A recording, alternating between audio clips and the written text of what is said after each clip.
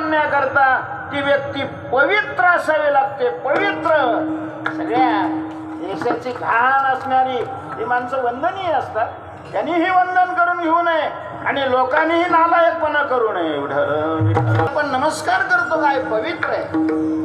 गंगेला नमस्कार केला जातो, गंगा पवित्र आहे.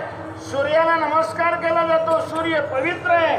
देवाला नमस्कार केला जातो, देव पवित्र आहे. तसे संतांना नमस्कार करावा, वंदन करावं.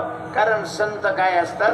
पवित्र असतात. पवित्र पवित्र सोवळी एकटीच मंडळी मोक्षाचे तीर्थ